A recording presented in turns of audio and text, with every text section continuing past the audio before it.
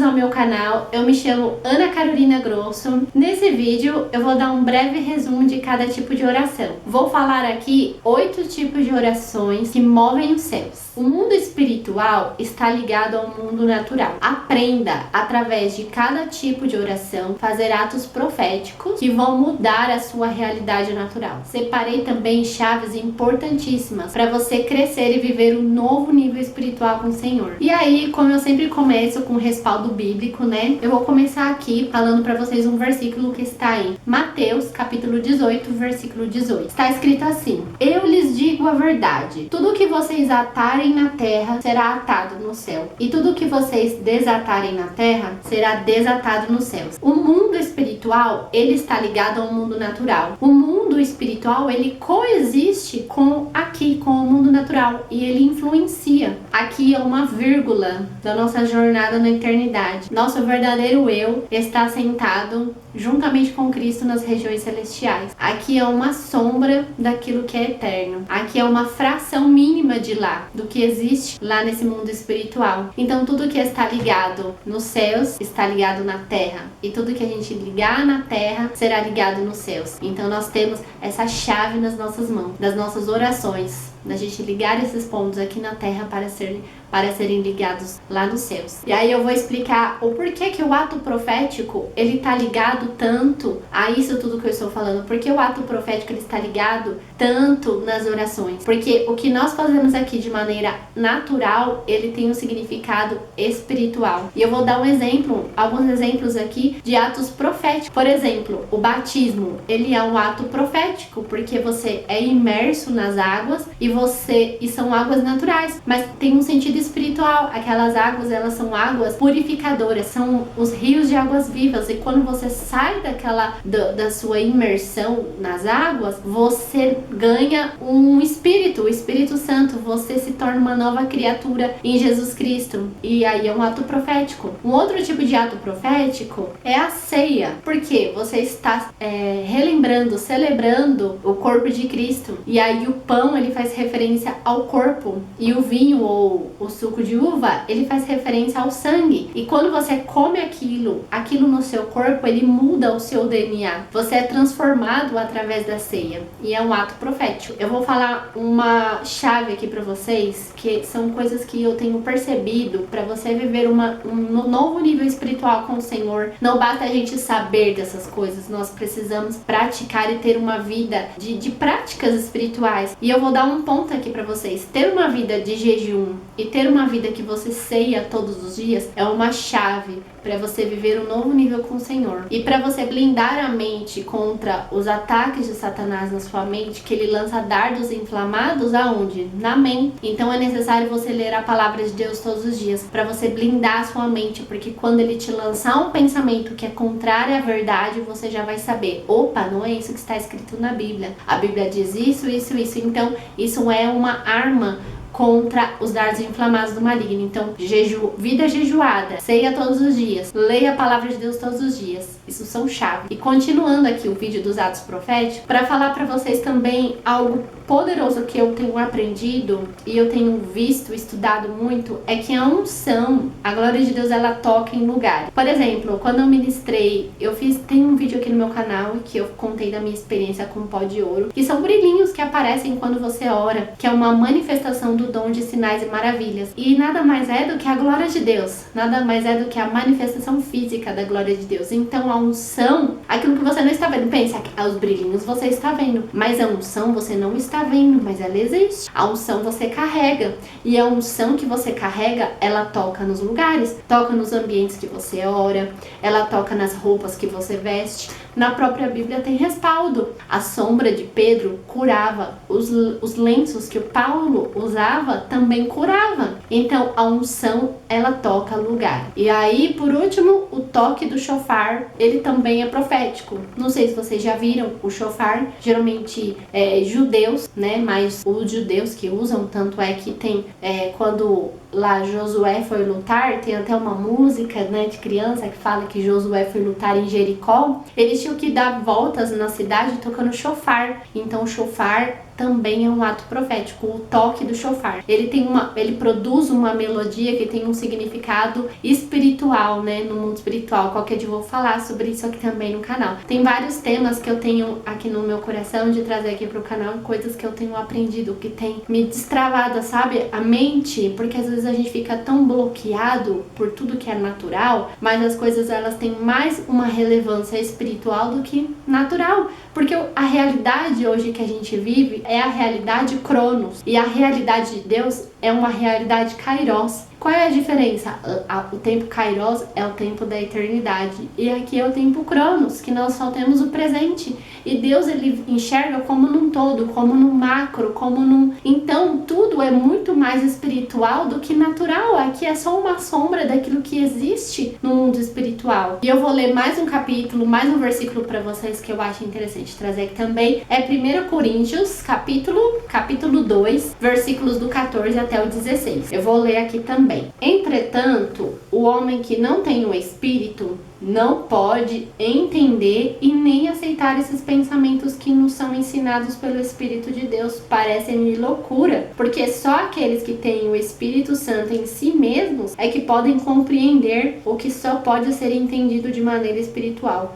O homem espiritual, porém, tem a percepção de todas as coisas, e isso incomoda e confunde o homem do mundo, que não pode de maneira nenhuma entender o homem espiritual, pois, aí eu vou ler o 16, ó. Quem conheceu a mente do Senhor? Quem poderia ensinar alguma coisa ou dar conselhos a ele? Mas nós possuímos efetivamente a mente de Cristo. Para o homem natural, parecem loucura as coisas que são do Espírito Santo. Apenas quem é espiritual consegue ter percepção daquilo que é do Espírito e consegue enxergar algum valor nas coisas que são do Espírito. E essas pessoas que vivem pelo Espírito, elas começam a ter sede e fome pelo Espírito e começam a viver o propósito do Senhor, porque elas entendem aquilo que é espiritual, não mais aquilo que é natural, que é passageiro, né, que não é eterno. Elas vivem com foco naquilo que é eterno, que é só o que o Espírito Santo produz em nós. Eu vou começar aqui com os tipos de orações. O primeiro tipo de oração é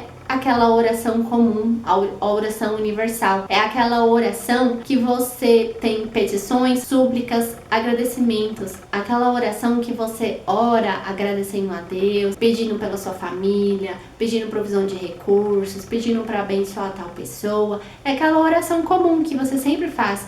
Todos nós fazemos, todos os dias, que eu espero que você também esteja fazendo todos os dias. Tenha tempo com o Senhor, nessa oração também. E tem um segundo tipo de oração, que é a oração em línguas, que ela é através do batismo do Espírito Santo, que aí você é batizado para você receber o dom de orar em línguas, e você pode orar em línguas que você não conhece, em línguas celestiais, você pode orar em línguas de outros países. E essa semana mesmo, o Espírito Santo falou uma palavra para mim em inglês, que eu não sabia o significado. Eu fui pesquisar o significado, depois vai gerar um novo vídeo aqui pro canal, meu Deus. Mas ele me falou uma palavra em inglês. Olha, a gente pode orar em línguas falando palavras em outros idiomas. E aí o Espírito Santo, ele pode levar você a orar por outras pessoas em línguas, porque às vezes o Espírito Santo quer orar em você pela pessoa, com gemidos inexprimíveis, coisas que só o Espírito Santo sabe, né? Só Deus que sabe o que a gente precisa orar pela pessoa, então a gente ora em línguas pela pessoa. E o terceiro tipo de oração é a oração com clamor. É a oração que Davi, ele fez muito quando ele escreveu os Salmos, né? Ele escreveu muito clamores, muitas orações com clamor. É aquela oração que você grita, que você chora,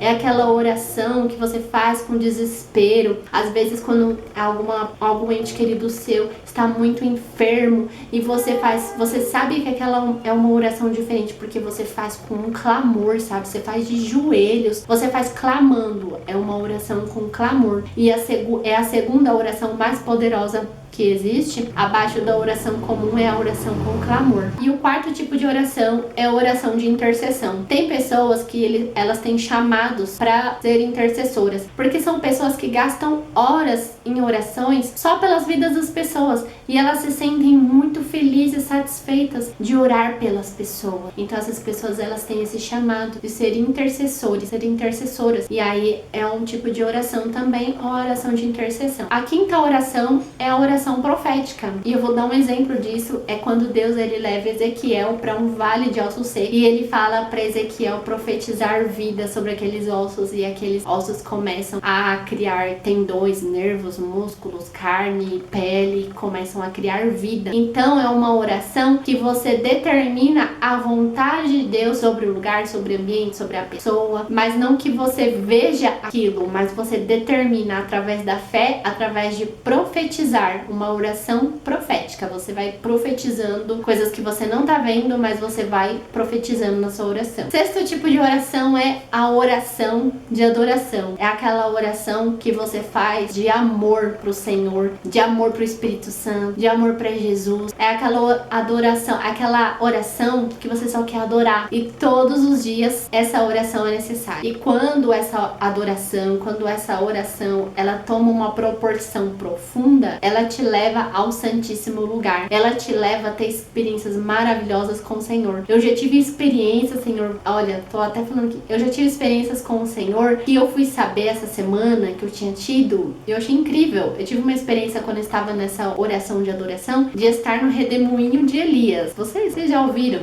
essa expressão, dessa experiência com Deus? Depois eu explico, faço um vídeo sobre isso. E a única palavra que você consegue pronunciar nessa oração é santo, santo, santo. Deus poderoso, o Senhor é lindo, é poderoso, é grande, tem todo o poder, é santo, o Senhor é lindo. São as únicas palavras que a gente consegue pronunciar nessas orações quando a gente tá nesse momento. Sétimo tipo de oração é a oração de libertação. É aquela oração que a gente fala, manifesta agora no nome de Jesus, e a pessoa fica endemoniada, e você traz a libertação, você ora libertando a pessoa em nome de Jesus, e essa oração pode alcançar esferas de cura interior, porque cura interior também é libertação. A pessoa é curada no corpo, na alma, que são nas emoções, os traumas. Isso também faz parte da oração de libertação. Não, a gente não é liberto apenas dos demônios, nós somos libertos dos nossos bloqueios, nossos paradigmas, porque isso também é trazido por demônios. Se você tem um trauma não resolvido, isso fica...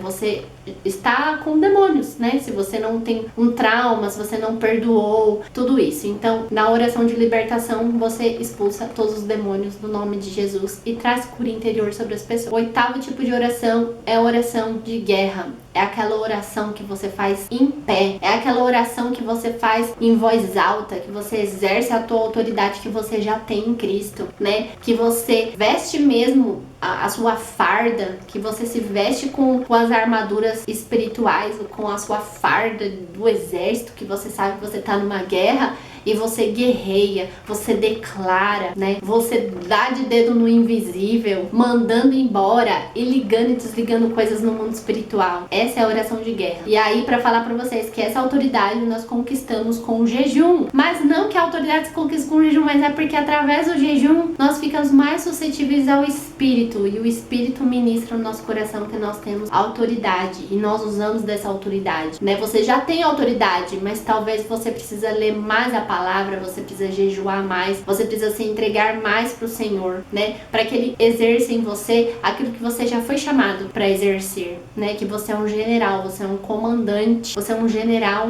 de Deus, você está numa batalha. E essa oração é muito importante. Eu quero trazer um vídeo aqui no exemplo de oração de guerra que vocês podem fazer aí na casa de vocês. Mas eu acho que esse vídeo ficou muito longo. Eu vou trazer num próximo vídeo falando sobre ele, tá bom? Então, se você gostou desse vídeo, já deixa muito like, se inscreve aqui no meu canal. E também, gente, eu citei aqui várias vezes a manifestação do pó de ouro nesse vídeo. Então, se você quer ver a minha experiência que eu tive com o pó de ouro, é só clicar nesse vídeo aqui que vai aparecer aqui do lado. Clica nesse vídeo que vai ser direcionado aí pra eu contando esse vídeo, a experiência que eu tive com o Senhor. E lá eu gravei também partes do pó de ouro, tá bom, gente? Então é isso.